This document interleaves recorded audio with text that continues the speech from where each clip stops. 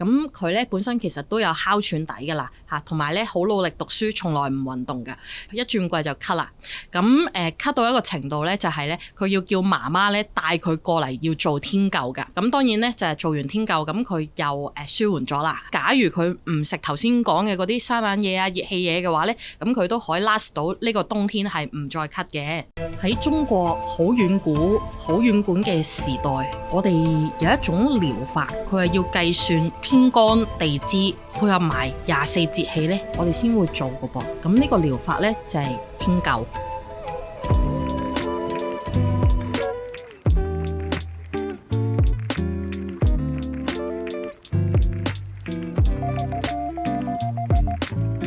喺繼續睇呢條片之前呢，我哋咧就公布咗上次抽獎嘅得獎人先。咁得獎嘅咧就係呢一啲嘅朋友啦，恭喜晒大家！咁請得獎嘅朋友盡快經 IG 聯絡我哋，咁方便俾翻啲禮品你啊。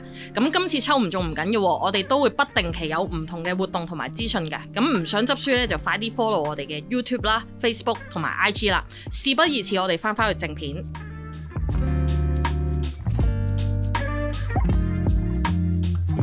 大家好，我係蘇安莎中醫師，同大家分享咗2個 case 係做天灸嘅病人喎。咁第一個 case 咧，咁佢本身有 M 痛嘅問題嘅嚇，咁又係痛到死去活來，要食止痛藥先搞得掂嘅嗰種啦。咁於是乎佢就嘗試做下呢個天灸啦。基本上有做天灸嘅嗰月咧，就都冇 M 痛咁滯噶。咁甚至咧呢一個療效咧可以持續到大概半年左右噶。咁另外一個 case 咧就係一個小朋友嚟嘅噃。咁呢位小朋友咧平時最中意咧就係食糖啦、薯片啦、飲凍嘢啦。咁佢咧本身其實都有哮喘底㗎啦嚇，同埋咧好努力讀書，從來唔運動㗎，一轉季就咳啦。咁咳到一個程度咧，就係咧佢要叫媽媽咧帶佢過嚟要做天灸㗎。咁當然咧就係做完天灸，咁佢又舒緩咗啦。假如佢唔食頭先講嘅嗰啲生冷嘢啊、熱氣嘢嘅話咧，咁佢都可以 last 到呢個冬天係唔再咳嘅。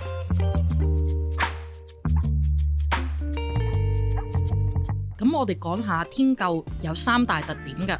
咁第一個咧就係佢必須要喺指定嘅時間嗰度貼藥嘅喎，就唔係話4季然之後365日都可以貼嘅噃。咁我哋咧就分2轉嘅，第一轉咧就係3伏天灸喺夏天嘅時候嘅，第二轉咧就係3九天灸喺冬天嘅時候㗎。咁3伏天灸嘅話咧，我哋就要計呢個古代嘅曆法天干地支嘅，咁會選擇庚日，因為庚呢一個嘅時間咧就係屬於我哋五行裡面呢個金嘅呢個時間啦，即係肺嘅屬於。咁所以我哋會揀喺庚日嗰度去貼藥嘅。咁咧而且係處於夏天最熱嘅一個時間啦，透過呢個咁熱嘅呢個時間，再加埋一啲好溫熱嘅藥，咁嚟溫通到呢個肺同腎嘅經絡㗎。咁而3九天灸嘅話咧，我哋咧就會選擇冬天比較凍啲嘅時間嘅。咁咧通常咧就係冬至之後嘅嗰一日開始，每隔9日咧就貼一次藥㗎。咁呢個時候咧，咁有幫助去寒嘅一個作用㗎噃。咁而我哋嗰個用藥嘅話咧，通常會揀一啲比較辛溫啲啦、溫通經絡啦嘅一啲藥物㗎。例如有麻黃啦、細辛啦等等嘅。咁而最後咧就係呢個穴位啦。咁我哋會選擇穴位嘅，唔係話個個人都係貼一樣嘅穴位個噃。咁例如肺系疾病嘅人啦、哮喘啊、鼻敏感啊、咳嗽啊等等，咁我哋咧就通常會揀背腧穴嘅背部啦，同埋腰底部嘅一啲穴位嘅。咁如果你要處理嘅可能係婦科嘅疾病，咁我哋咧通常咧就會揀下腹嘅穴位，同埋呢個腰底部一啲補腎嘅穴位。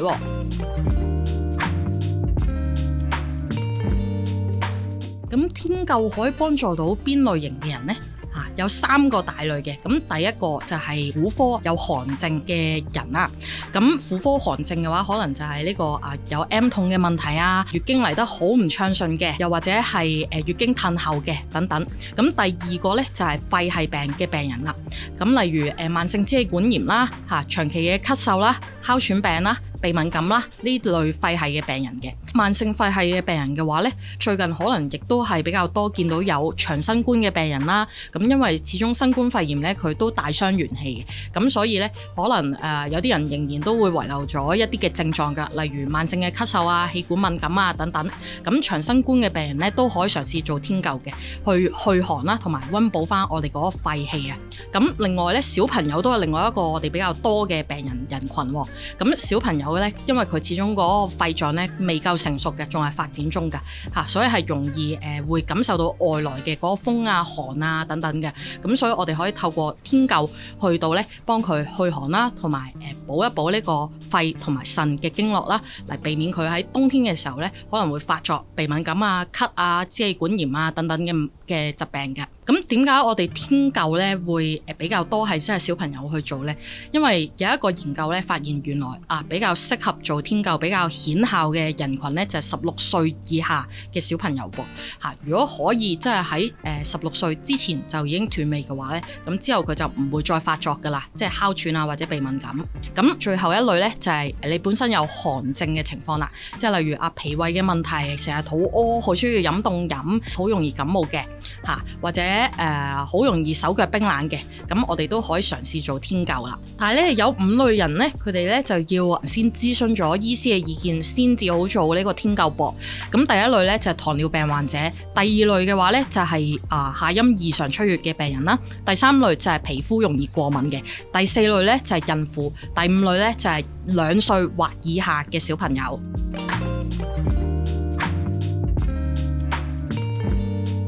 成個過程係點嘅呢？首先咧，病人嚟到咧，我哋就要先問診嘅喎，要把脈啦，要睇你啦，同埋睇下會唔會你其實唔適合做呢個天灸㗎。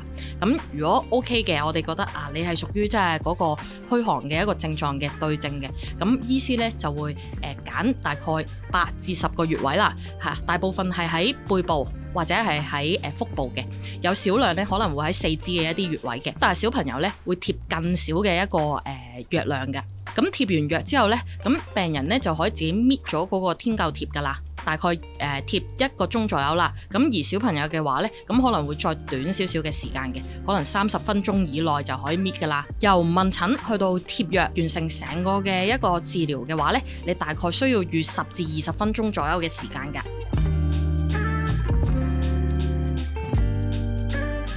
咁做天灸有啲咩好處呢？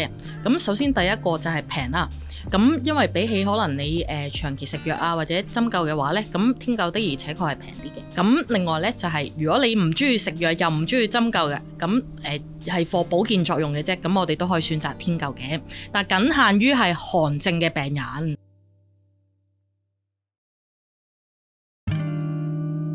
有病人問我咁應該去邊間診所去貼天灸啊，或者點樣選擇邊度貼天灸好啊？咁我哋有一啲自己嘅配方嘅，咁喺每一次天灸之前呢，咁我哋先會用即係同事嘅肉體去到測試先啦，咁確保即係佢唔會話即係好大嘅一個副作用，即係例如起水泡啊，或者過敏反應好犀利啊，咁我哋先至俾病人去貼藥嘅。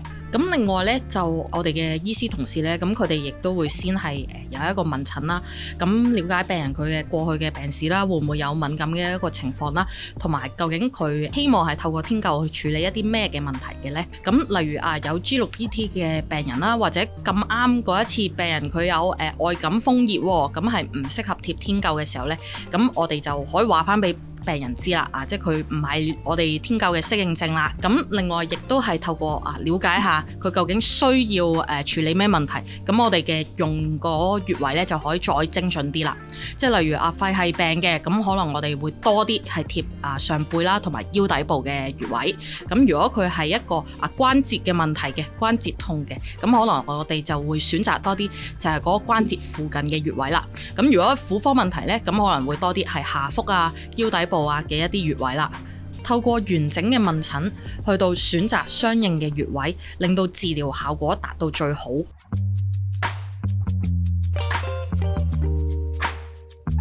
咁天灸療法咧，其實本身咧都係屬於一個安全性高啲啦，相對高啲啦，同埋副作用少啲嘅一個治療嚟㗎。咁但係亦都有少部分人佢可能會出現以下嘅呢啲症狀㗎噃，例如局部皮膚佢泛紅啦、疼痛啦，或者係痕癢啦，或者係起水泡，或者係呢個色素沉着㗎。咁但係喺治療嘅過程之中，如果你真係出現呢一啲嘅問題啦，你可以即刻就搣咗呢個天灸貼㗎啦。咁過去一輪嘅天灸呢，我哋診所大概有700位嘅病人參加咗呢個天灸嘅治療嘅喎，咁有2800次嘅治療嘅。暫時冇病人咧係出現呢個起水泡嘅情況，咁但係咧都有3至4位病人可能佢哋皮膚咧就有啲泛紅啊，有啲痕嘅情況出現啦。咁經過一段時間嘅即係調護之後咧，咁其實佢哋都已經係冇乜問題噶啦，舒緩咗噶啦。我哋點樣可以即係避免呢個副作用嘅出現呢？其實都可以透過飲食去改善嘅，例如一啲發物啦、牛啊、羊啊、海鮮類啊，我哋就先唔好食住嘅喺治療嘅時候。咁另外咧就係盡量貼完藥嗰一日咧，翻屋企唔好用好熱嘅熱水去沖涼噃。同埋如果貼完藥你真係覺得皮膚比較痕痕地啊，有啲過敏嘅情況咧，我哋可以用一啲潤膚膏然之後就搽落去嗰個部位嗰度。潤膚膏你可以雪咗落雪櫃先，凍凍地搽仲好。咁如果大家想知道天灸嘅詳情啦，嚟緊今次39天灸佢幾時開始呢？咁可以去下邊 description 嗰度咧去睇下喎。咁各位如果中意呢條片嘅話咧，希望可以俾翻個 like 我哋啦。如果你身邊有朋友或者屋企人想做天灸咧，你都可以 share 呢條片俾佢嘅喎。如果你想再睇多啲相關嘅影片咧，可以撳呢個訂閱掣啦，或者撳呢個鐘仔啦。咁如果有問題咧，都可以喺留言嗰度留言俾我㗎。拜拜。